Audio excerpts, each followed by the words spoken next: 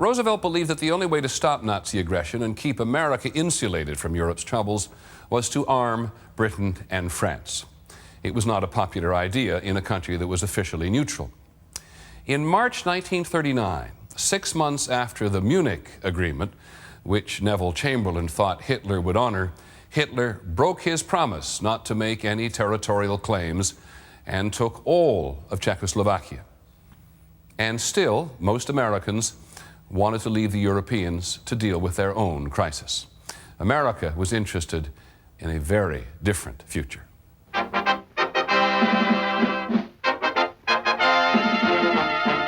Sound the brass, roll the drum. To the world of tomorrow we come. In the summer of 1939, New York was home to the World's Fair. It was called the World of Tomorrow. Here we come, young and old. Visitors got their first look at television.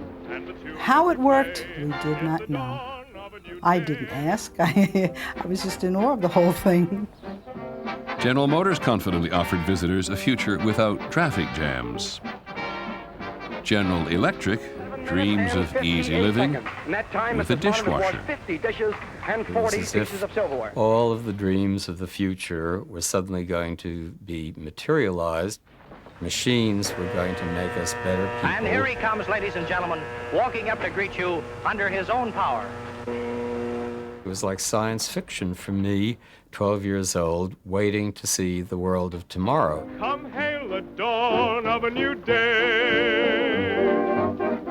The flags of 60 nations flew over the fair. Only one major power was absent.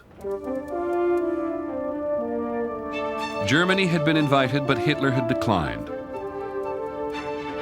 He had his own plan for the world of tomorrow.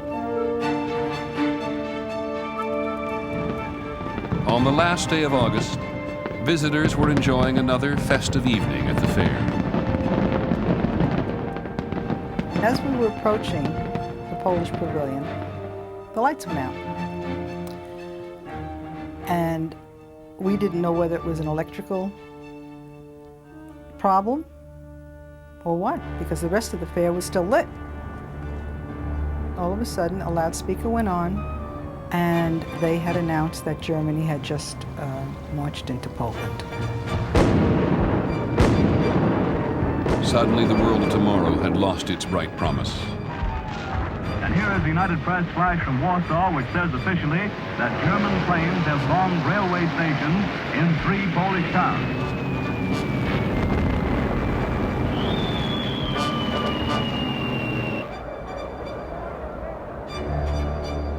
I am speaking to you from the cabinet room at 10 Downing Street.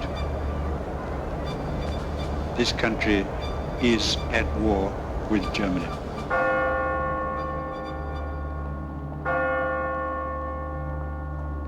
I remember the broadcaster in London saying, and I'll never forget that sentence he used, "Tonight the lights are going out all over Europe and no one knows when they'll ever come back on."